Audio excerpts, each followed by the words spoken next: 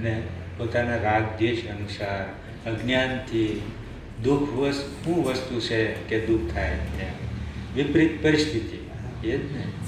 વિપરીત પરિસ્થિતિ છે એ તમે રાગ દ્વેષને નામ રાખીને તમે નક્કી કરો છો કે આ મને અનુકૂળ છે, આ પ્રતિકૂળ છે. એ રાગ દ્વેષ અનુસાર છે. પરિસ્થિતિ કોઈ અનુકૂળ પરિસ્થિતિ કે પ્રતિકૂળ પરિસ્થિતિ નથી હકીકતમાં. એ તો એક ઈશ્વર તરફથી એક રચના જ ચાલી આવે છે પ્રારબ્ધ અનુસાર. પણ આપણે નક્કી કરી આ મને અનુકૂળ છે, આ મને પ્રતિકૂળ છે એમ. તો એ પોતાના રાગ દ્વેષને કારણે અનુકૂળ પ્રતિકૂળ છે. પરિસ્થિતિ કોઈ ઈશ્વર તરફથી કોઈ અનુકૂળ પ્રતિકૂળ નથી. એ તો જે એનો જે સ્વભાવ છે એ પ્રમાણે પરિસ્થિતિ બન્યા કરે છે એના સંકલ્પ અનુસાર. એને આપણે સ્વીકારતા નથી એટલે આપણે સુખી દુઃખી થાય છે. અને વસ્તુ મારી માનની છે, એ પરિવારને મારો માનની છે એટલે સુખ દુઃખ છે. ઈશ્વરનું છે બધું તો એ તો ફેરફાર કર્યા કરશે. એની અનુસાર આપણે સુખી દુઃખી થવાનું એ આપણા ઉપર આધાર છે કે વસ્તુ કોઈ મારી નથી તો મારે સુખી દુઃખી થવાનું કારણ શું છે? કોઈ પદાર્થ આપણો નથી તો સુખી દુઃખી થવાનું કારણ નથી. એટલે જ ભગવાન કહે ને શોકનું કોઈ કારણ નથી. ત્યાંથી શરૂઆત કરે. શોકનું કોઈ કારણ નથી. કારણ હોય તો આગળ એનું નિવારણ કરી શકાય. શોકનું કોઈ કારણ નથી. આ બધું ઈશ્વર રચિત છે. એટલે ઈશ્વરની દ્રષ્ટિમાં દુઃખ છે જ નહીં. એણે દુઃખ બનાવ્યું જ નથી. દુઃખ આ જીવે બનાવ્યું છે. ઈશ્વરે તો સુખ આનંદ બનાવ્યો છે. આનંદ સ્વરૂપ. એટલે જે તત્વજ્ઞાની મહાપુરુષો હોય એને કોઈ દુઃખ ન હોય. ગમે એ પરિસ્થિતિ હોય એને કોઈ દુઃખ ન હોય. એ બધે આનંદ મારે છે. દુઃખનો આનંદ એ મહાપુરુષો એમ કે દુઃખનો આનંદ હોય છે. દુઃખનો આનંદ હોય છે.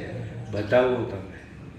આપણે રામાયણ સાંભળતા હોઈએ, વનવાસનો પ્રસંગ આવતો હોય ત્યારે આપણે આંખમાંથી આંસુ પડી જાય તો એ દુઃખ તો થયું જ ને.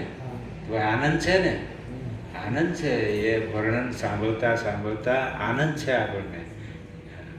પછી ભૌતિકતામાં દીકરીને વળાવે ત્યારે દુઃખ હોય પણ બાપને એનો આનંદ હોય કે હવે ગયા. આનંદ હોય ને બાપને એનો. દીકરીને વળાવે દુઃખ હોય.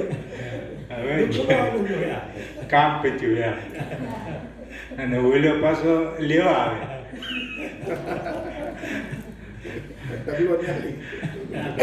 બેન બાજા વગાડતો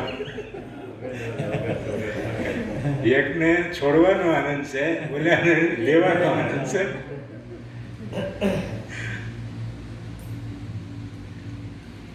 એટલે એવું છે. આનંદમાં ફરક પડી જાય.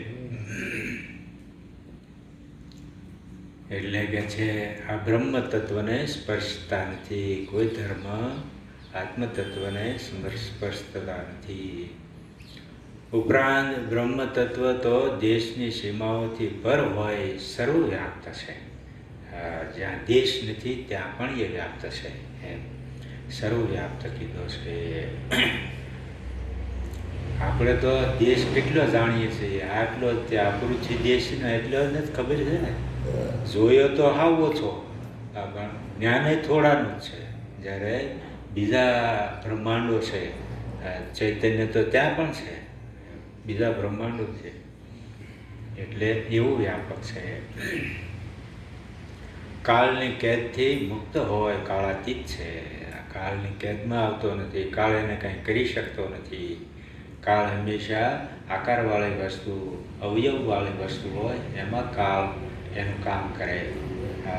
જે નિરાકાર છે એમાં કોઈ કાળ કરી શકતો નથી. એટલે આ નિત્ય વસ્તુ છે, નિત્ય પ્રાપ્તિ છે. જે સગુણ પરમેશ્વર છે એ નિત્ય પ્રાપ્ત નથી. એવું આ નિર્ગુણ ઉપાસનાવાળાને સમજવાનું છે. એ લોકો જે સમજતા હોય, જે માનતા હોય એ તો એનું કામ છે. પણ આપણે એ સમજવાનું એ છે સગુણ પરમેશ્વર નિત્ય નથી. જ્યાં સુધી આપણું મન જોડાણું હશે ત્યાં સુધી જ એની અનુભૂતિ છે. પછી બીજા સ્ટેપ બીજા એટલે પછી એ નિત્ય રહેતું નથી. જ્યારે આ તો સદા છે, આમાં કોઈ ફેરફાર થવાનો નથી. એ આ નિત્ય પ્રાપ્તિ છે, નિત્ય પ્રાપ્તિ. આ ભક્તો હંમેશા ભક્તોને દર્શન આપે પછી વ્યા જાય, પછી એ દુઃખી થાય, એની પાછળ રડે.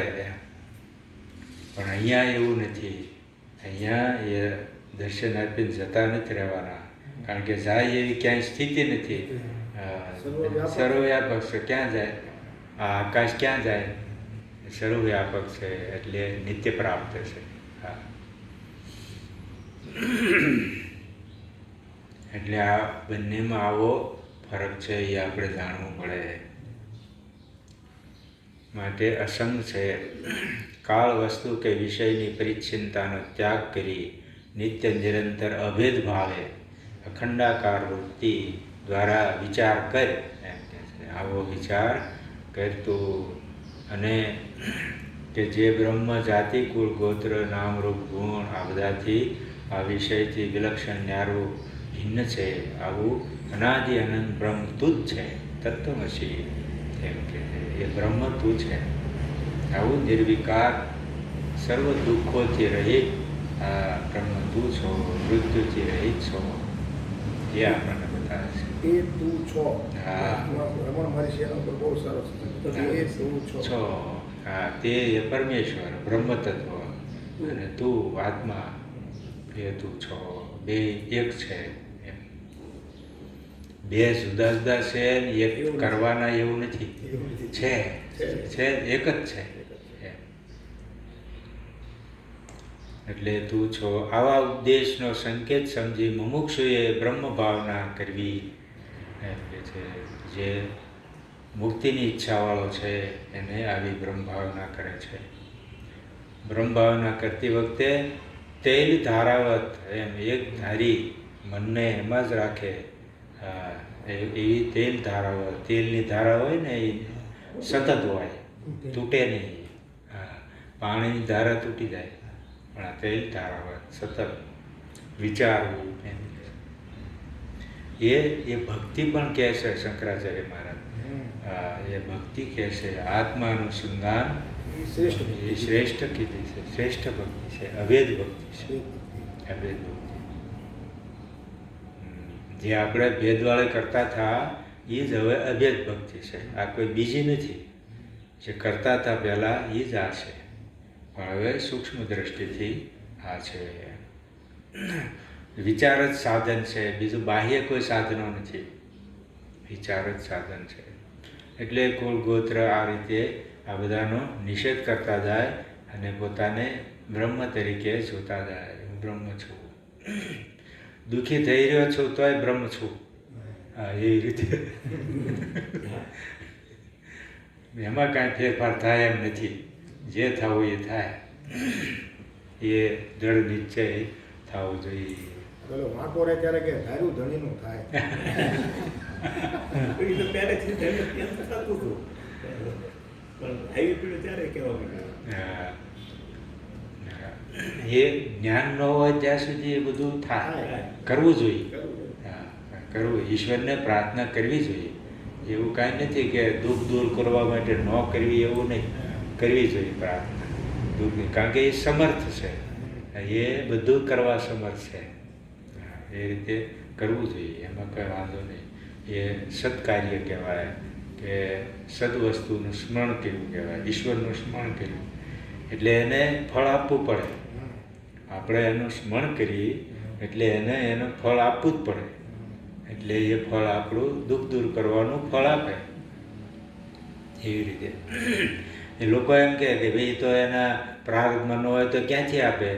પણ તમે જે કર્મ કર્યું છે એ કર્મનું ફળ એને આપવું પડે ને. તો એ પ્રારબ્ધ એ બદલી શકે, આપણે ન બદલી શકીએ, ઈશ્વર બદલી શકે છે. ઈશ્વર પ્રારબ્ધ બદલી શકે છે. એના હાથમાં એ સત્તા છે, એ બધું કરી શકે. પરીક્ષિતનું બદલ્યું હતું નહીં? હા, બધાનું બદલ્યું છે પ્રારબ્ધ. પ્રારબ્ધ બદલી શકે, ઈશ્વર બદલી શકે, પણ આપણે ઈશ્વરને પ્રાર્થના કરવી જોઈએ.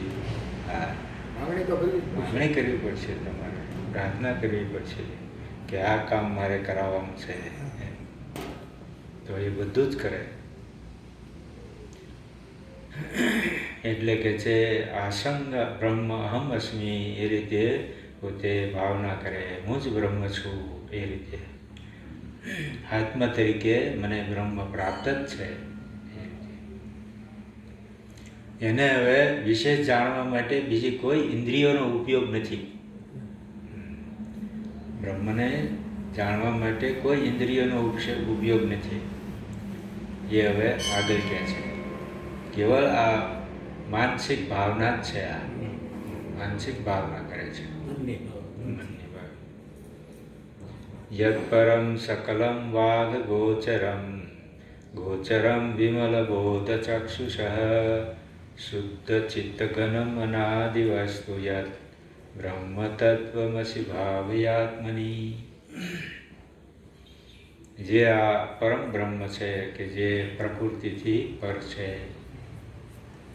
પ્રકૃતિને પણ નિયમમાં રાખવાવાળો છે.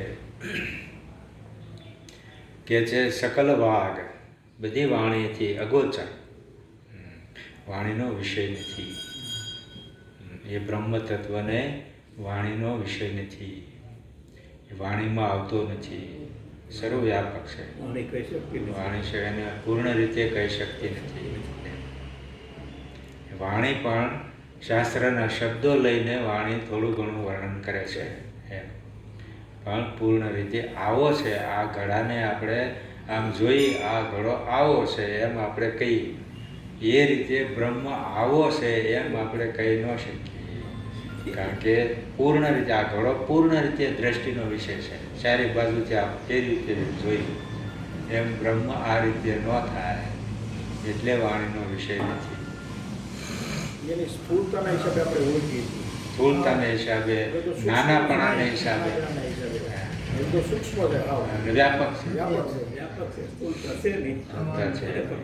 એટલે વાણીનો વિષય નથી. પણ કે છે તો એનું જ્ઞાન કેવી રીતે થાય? વાણીનો વિષય નથી, કોઈ ઇન્દ્રિયનો વિષય નથી, તો આપણી પાસે તો એ જ સાધનો છે, બીજા સાધનો તો છે. કેવી રીતે જ્ઞાન થાય? તો કે વિમલ બોધ ચક્ષુષ, જે શાસ્ત્રના વાક્યો છે એના દ્વારા એનો બોધ થાય એમ કે છે. જે આ જીવાત્માનું સ્વરૂપ જ છે એ રીતે એનો બોધ થાય એમ. એનો કોઈ બહાર આમ બોધ થાય એવું નહીં, પોતે જ એ સ્વરૂપ છે એ બોધ થાય એમ. એ વિમલ એટલે કે પવિત્ર અંતઃકરણ, મન, બુદ્ધિ, આ બધું પવિત્ર શુદ્ધ શાસ્ત્રીય સંસ્કાર રહે સાથે હોય તો એનો બોધ થાય. અને બોધ નથી થતો એ કઈ વાણી કે કયા ચક્ષુથી નથી થતો? તો કે જે અસંસ્કારી છે એના દ્વારા નહીં થાય. સંસ્કારી જ છે એને થાય છે. એવી વિમલ બોધ ચક્ષુષ, એનું સ્વરૂપ કે છે શુદ્ધ ચિત્ત ઘન એમ કે છે. ચિત્ત ઘન શુદ્ધ છે અને ચિત્ત જ્ઞાન સ્વરૂપ છે.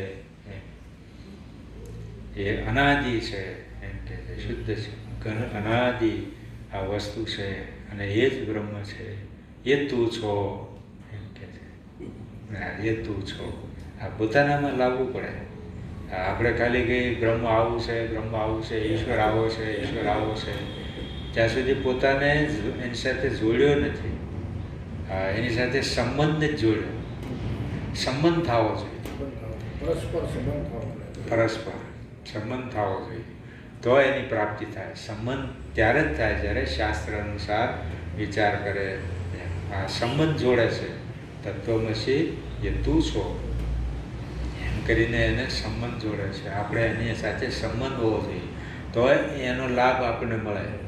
સંબંધ ન હોય, હવે કોઈ વ્યક્તિ કરોડપતિ છે, ગમે એ છે, પણ આપણને શું લાભ મળવાનો એનાથી? એ આવો છે તેવો છે કરવાથી. આપણી સાથે કંઈક સંબંધ હોય તો એનો લાભ આપણને મળે. એમ સંબંધ થવો જોઈએ. એમ અહીંયા સંબંધ બતાવે છે. તમારો સંબંધ છે, ઈશ્વર સાથે સંબંધ છે, તમે એની સાથે એક છો. પણ અત્યારે અનુભૂતિ નથી થતી એ અજ્ઞાનને કારણે છે.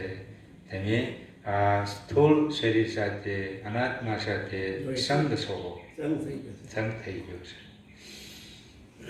એટલે એની અનુભૂતિ નથી થતી. એટલે કે છે આ બધી વાણીથી અગોચર છે, નિર્મલ ચક્ષુ દ્વારા આને જાણી શકાય છે. એ તું શું આવી અંતઃકરણમાં ભાવના કર.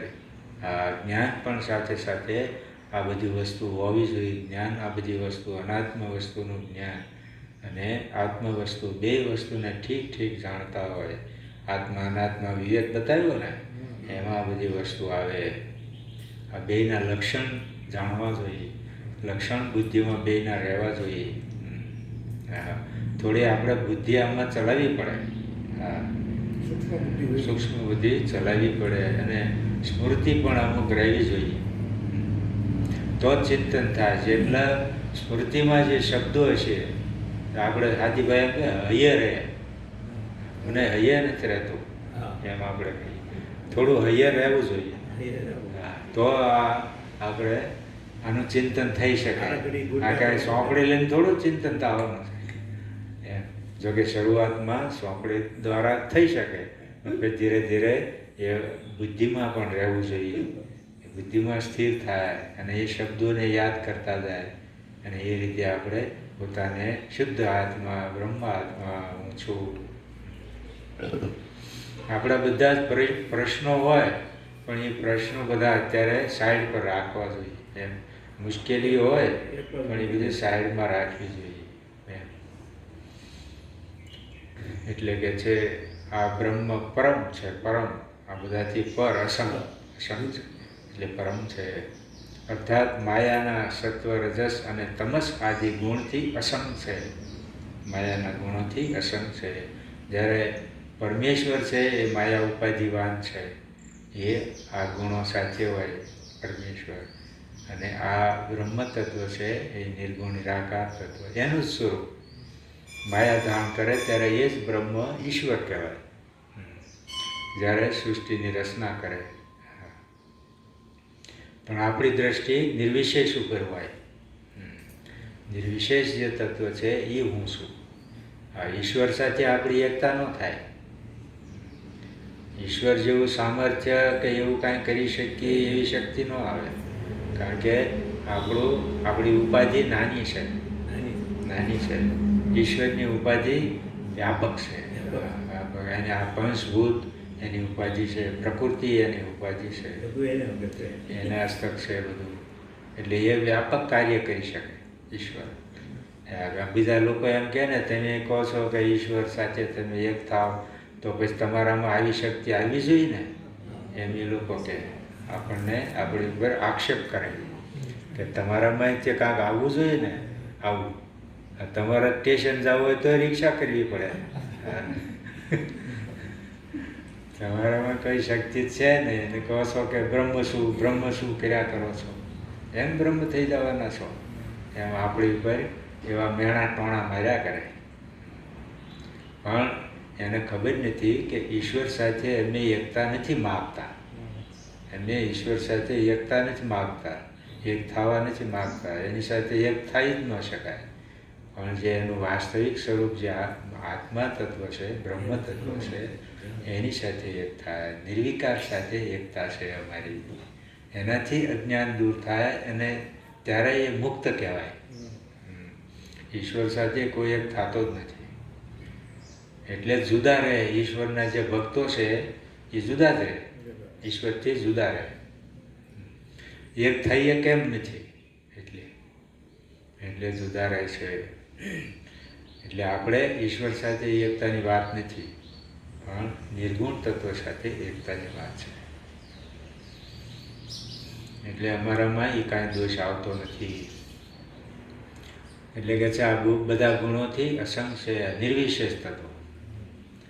તેથી ગુણાતીત છે.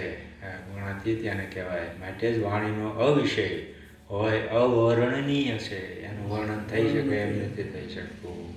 જે શાસ્ત્રો વર્ણન કરે છે એ અનુસાર જ વર્ણન થઈ શકે, પોતાની રીતે વર્ણન થઈ શકતું નથી. અને વાચાતીત છે. તેથી માત્ર નિર્મળ જ્ઞાનરૂપી ચક્ષુથી જ જાણવું શક્ય છે. આ નિર્મળ જે જ્ઞાનરૂપી ચક્ષુ, જ્ઞાન દ્વારા એને જાણી શકાય છે, અનુભવી શકાય છે. એ આત્મા જ અનુભવ સ્વરૂપ છે. બીજો તો બધું અનુભવ થાય નથી થતો, એમ થયા કરે. અનાત્મ વસ્તુ થોડા સમય અનુભવ થાય, પછી પાછો અનુભવ ન થાય, એવું થાય. જ્યારે અનુભવ કરતા છે એ નિત્ય છે, એ આપણું સ્વરૂપ છે. તેથી આ રીતે શુદ્ધ ચિત્ત ઘન અને અનાદિ છે, અને કોઈ ઉત્પત્તિ નથી. જ્યારે આ બીજી બધી વસ્તુ ઉત્પત્તિવાળી છે.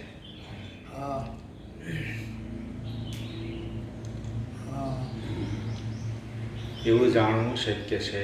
જ્ઞાનરૂપી ચક્ષુથી જાણવું શક્ય, અનુભૂતિ થઈ શકે.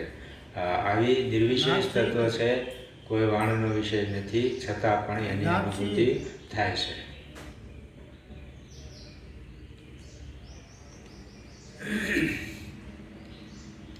ઉપરાંત જે શુદ્ધ ચૈતન્ય ઘન સ્વરૂપ અનાદિ આત્મ વસ્તુ છે તે બ્રહ્મ તું છે એવું શાસ્ત્ર કહે છે, ગુરુ એવું કહે છે. એવી ભાવના નિરંતર કર એમ ગુરુ શિષ્યને કહે છે.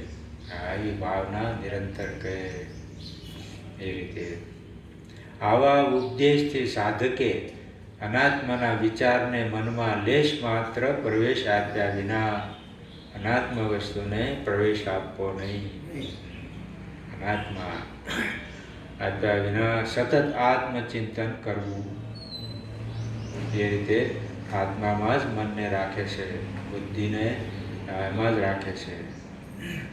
અને જ્યારે આ બીજી બધી વસ્તુમાંથી મન હટી જાય ને, ત્યારે આપણને આ બધી વસ્તુ યાદ રહેવા માંડે. ડોળ નીકળી ડોળ નીકળી જાય. હા, નીકળી જાય. એટલે આ બીજી બધી વસ્તુ હોય ને ત્યાં સુધી યાદ ન રહે. જ્યારે જેમ જેમ શુદ્ધ થતું જાય ને અંતઃકરણ, પછી યાદ રહે, યાદ રહેવા માંડે. માટે આત્મચિંતન કરવું કે માયાથી જન્મેલા ભૌતિક પદાર્થો હું નથી. આ બધું માયાથી જન્મેલું છે, શરીરના સંબંધો છે, કોઈ આત્માના સંબંધી નથી, શરીરના સંબંધો છે. એ પદાર્થો હું નથી. અને તે જ પ્રમાણે અવિદ્યાજન્ય જીવ સૃષ્ટિના પ્રિય પાત્રો કે દેહાદી પણ હું નથી. જીવના જે પ્રિય પાત્રો, પરિવારો, એ પણ હું નથી એમ કહે છે. અને તે મારા નથી. એટલે હવે આમ કાંઈ કહેવાનું નહીં કે આ તમે હવે મારા નથી.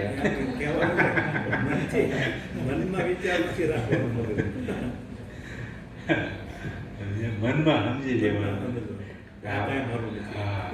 આમ તો પછી વધારે આમ વાલા લાગતા હોય, કારણ કે બધી વિપરીત બધી પરિસ્થિતિ નીકળતી જાય, સ્નેહ વધતો જાય. એવું વાતાવરણ થવું જોઈએ. પહેલાં કરતાં વધારે એ અનુકૂળ લાગે એકાબીજાને, એવું વાતાવરણ થઈ જાય. કારણ કે શુદ્ધ અંતઃકરણ છે ને, એટલે એને વધારે અનુકૂળ થઈ જાય. પણ મનમાંથી જાણવાનું કે આ બધું જ નાશવાન છે, આ કોઈ સત્ય નથી. નાટકનો રાજા બને. હા, નાટકમાં જેમ પાત્ર ભજવતો હોય, એ સરસ પાત્ર ભજવતો હોય, ભિખારી બન્યો હોય. હા, ભિખારી બને એટલે એ ફાટલા ટૂટલા કપડાં બેઠો હોય. ઓલો કોઈક આપવાવાળો આવે રૂપિયો 2 રૂપિયા, તો એ પણ મેણા ટોણા મારતો જાય. આવું શરીર છે, આવું કામ કરતો નથી, ભીખ માગે છો, પણ એ વખતે એને કાંઈ બોલાય નહીં. નકી પૈસાવાળા એના કરતાં વધારે હોય. એવું નાટક ભજવે કે જાણે ભિખારી કરતાં વધારે સારો ભિખારી દેખાય, એવું નાટક ભજવે. એટલે એવું નાટક ભજવવાનું કે પહેલાં જે આપણે પતિ હોય કે પત્ની હોય, પણ પછી એ પહેલાં કરતાં સારું નાટક ભજવે, એવી એકતા દેખાય. એવું નાટક ભજવે. સત્સંગમાં જવા મળ્યામાં બહુ ફેરફાર થઈ ગયો. બહુ ફેરફાર.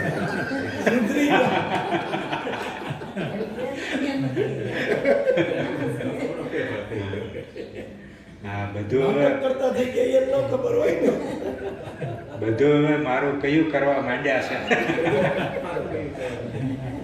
હવે નાટક કરતા થઈ જાય ન ખબર.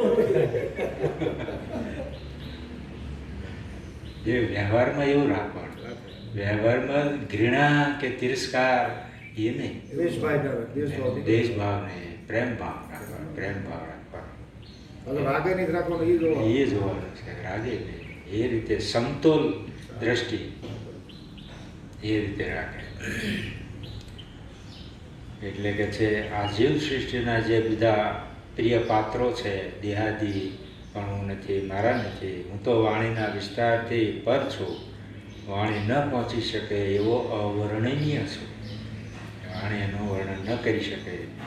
મોજ વાચાતીતનો નિર્દેશ કરવા ઇન્દ્રિય મન બુદ્ધિ વાણી અસમર્થ છે. આ કોઈ સમર્થ નથી. તદ ઉપરાંત હું તો મારી શુદ્ધ કે દોષયુક્ત વાણીને દ્રષ્ટા કે સાક્ષી છું. આ બધાનો સાક્ષી છું.